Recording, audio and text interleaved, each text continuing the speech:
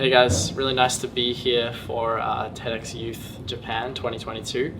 I know I can't be here in person, but due to the COVID stuff, obviously we still have to do stuff remote. So super excited to be here, and konnichiwa. So what I'm going to be talking about today is why nothing can stay secret forever, and why one day all of our conversations will be cracked. And it's kind of ironic because I work at a secure messaging company that attempts, as much as possible to keep your messages secure. So why should I be talking about how all of our conversations are going to be cracked in the future? Basically, I'm trying to look at the systems that we currently have in place and the historical systems that we've used, and then draw out conclusions about what might happen in the future from those. So hopefully you get a better understanding of the systems we use and what might happen in the future to those systems as well. So the first thing that we should discuss is what the methods for compromise actually are. What would be used to actually crack our messages in the future? And so there's two aspects we should always look at when we're looking at this. We should look at message delivery, which is essentially how the message gets to the destination that you're talking to. And then we should also talk about the message contents, what's actually contained inside of that message. And a successful compromise needs to target both of these areas. They need to compromise the delivery method, as in intercept the message in delivery, and then if the message is encrypted, they need to compromise the contents of that message too. So what are some of the most early methods of delivery that we use? And these are systems that we had very early on, before we had any type of message encryption for the contents. So we would use stuff like couriers or pigeon post or telegrams. And all of these systems basically rely on the security of the delivery method. And that's the part where they all kind of fall apart, is that you have a plain text message, which is essentially a message that you're writing to someone. It doesn't have any type of encryption, and if the message delivery method is compromised, then everything else falls apart. So most of these systems try to focus on having the delivery be as secure as possible. So say, for example, you're sending a courier to someone else, you might send them with a few guards, or you might tell the courier the message and it's in their head, so that even if they're captured at some point, they don't have a written message on them, for example. But they all lack proper encryption methods. So the first kind of early methods, or the basic anatomy of cryptography that we start seeing in the beginning, is essentially this idea that we can have a plain text, which is the message that you want to send to someone. You have a key, and then you combine that with a cipher, and you end up with a ciphertext, which is essentially like a jumbled version of the plain text that is unreadable without the key. So what are some of the earliest methods? We basically see stuff like Caesar ciphers in the earliest senses. And essentially, these will take an alphabet, say you have A, B, C, D, E, F, G, and then you'll shift the letters of that alphabet a certain predisposed kind of shifting. And then those letters will now encode for different letters. So for example, instead of A being encoding for A, it actually encodes for X. And then instead of F encoding for F, it encodes for C. And then you have, for example, a plain text message like cat, which becomes ZXQ, for example, if you use a traditional Caesar cipher. So these were kind of the earliest methods that we used. And the key for a Caesar cipher is essentially how much you've shifted the alphabet along. So in this system, we use the key 3, denoting the amount of times that denoting the shift that we've actually made in the alphabet. More complex versions of these are essentially still substitution ciphers. So we have this thing called a Jefferson disk, which is like 26 different individual disks, which have an alphabet jumbled in them in different ways. And then the key is actually the order of these disks, and the ciphertext encodes a position on these disks that you kind of, you put your disks in that position, you jumble them all up, and you'll put in the ciphertext, and then the ciphertext corresponds to an actual message that is written somewhere else on the disk. And it just goes into increase in complexity of substitution ciphers here. So we have the Enigma machine as well at the further end of these substitution ciphers. So those are kind of substitution ciphers. And we go into what are the weaknesses of these substitution ciphers. So we still have to share a key. So each substitution cipher has a key that I talked about before, this 3-letter shift, or the order of the disks that we have, and that has to be communicated to someone through a secure or insecure channel. And most of the times the channels that you're going to have are insecure. So if the key is compromised in that channel, then the rest of the cipher basically falls apart, because you can't encrypt anything with it anymore that can't be decrypted once the key is known. And then there's also methods of cryptoanalysis as well, stuff like known plaintext attacks, which was used specifically in Germany, or the British used it against the Germans in World War II to work out with what the Enigma machine was encoding for. And they also had these other systems as well, which would allow them to, even with known plaintext attacks, you kind of need some computation. So they developed these early systems, early computers that would be able to iterate through different combinations as well to find out what the Germans were encrypting in their messages to each other. So what's the kind of evolution of this? So essentially the first evolution of this that we have in the 1970s is symmetric encryption. And basically this is dealing with, or the security properties provided by trapdoor functions. So these are essentially functions that are easy to compute in one direction, but very hard to compute in the other direction.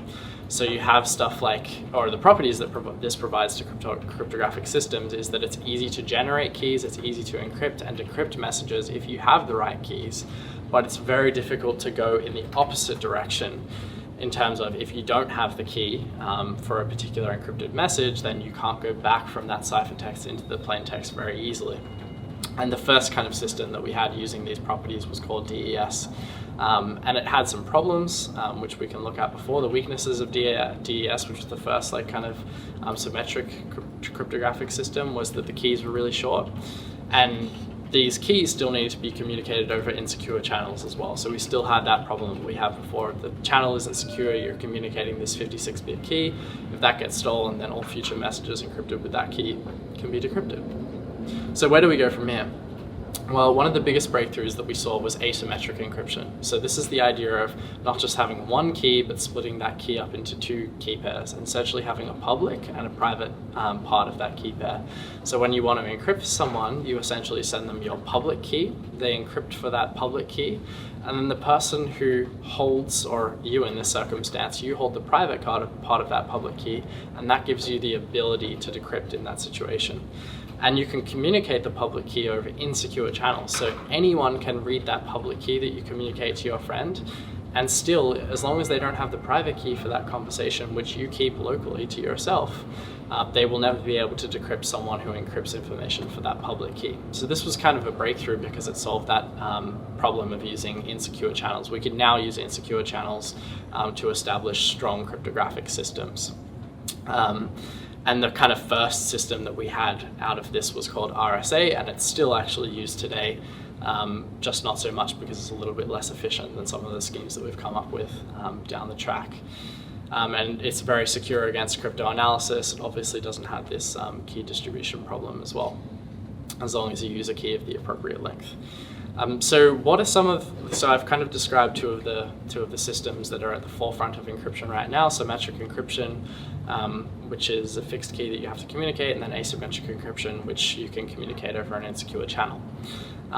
The attacks against these systems are kind of different. So symmetric encryption, you're basically just relying on having enough compute power to throw at the problem. So you just try and, for every ciphertext that you have, you can try different keys and try and see if there's decryption there. And if the key length is sufficiently small, you can try all of those combinations within a certain amount of time. And this is why we've been increasing keys over time as computation power increases with Moore's law, or close to Moore's law, which basically just says that the computation power increases in a non-linear way. It increases exponentially, essentially. That's starting to break down a little bit, but the core concept still kind of holds that we increase our computation power, and then therefore we need to increase the length of our keys that we're using in symmetric encryption algorithms. And in asymmetric encryption, essentially the biggest breakthrough these days has been quantum computers. And what does a quantum computer do? It essentially uses qubits in superpositions, which I'm not going to be able to fully explain here because I've only got 20 minutes. But the biggest thing that it enables is massive parallelism. So instead of having to try every single operation serially, so trying one operation, then the next, then the next, and the next, you can try multiple operations in parallel at the same time. And that has a really negative effect on some of the functions that we use or that we think are hard for some of our asymmetric encryption algorithms. So the discrete logarithm problem and prime factorization become easier with quantum computers at a sufficient level. And that would break both RSA, which is more used in legacy systems these days, but also elliptic curve cryptography, which is basically used across the entire internet these days to encrypt every single piece of information, basically all your banking information, files, everything that you would have on your phone, for example. And both of those are broken by quantum computers. But there's an important thing to mention here, which is that although quantum computers exist right now, they don't really exist in a state where they can yet break those algorithms. Most scientists on this topic would say that we need millions of qubits, and the current quantum computers only have on the order of hundreds of qubits. So there's still a lot of development to go in the quantum computer space. It's just that we know theoretically with the algorithm, there's some algorithms that have been designed with quantum computers in mind, that theoretically they could break asymmetric encryption protocols that we currently use. And also with the state of quantum computers, they need to be kept in special rooms, away from magnetic interference and electrical interference, and at a particular temperature as well. Most of them operate at 0 Kelvin, so they need to be cooled with like liquid nitrogen and stuff. So where does this bring us? Essentially, it's a cat and mouse game. So cryptographers will create a cryptographic system, and then either the same cryptographers will find cryptanalysis methods that can be used on that cryptographic system that will break it, or there'll be a fundamental change in the way that we use computers that can break that system, whether that's computers getting much more powerful, orders of magnitudes more powerful than when the algorithm was designed, or a new paradigm in computing like quantum computers, which can break some of our existing algorithms. Already in the space of asymmetric encryption, we're looking into algorithms that use lattice-based cryptography, which is resistant against quantum computers. So we can already see that there's new cryptographic systems being built to deal with a theoretical threat in the future. And this is always going to be the case with these cryptographic systems, that they always evolve. Well, we can only expect that the cryptographic systems that we use today will eventually be broken in the future. So yeah, I'm really happy to be here and talk about that, and I hope you learnt a little bit about encryption and the standards that we use and some of the history as well. Thanks, guys.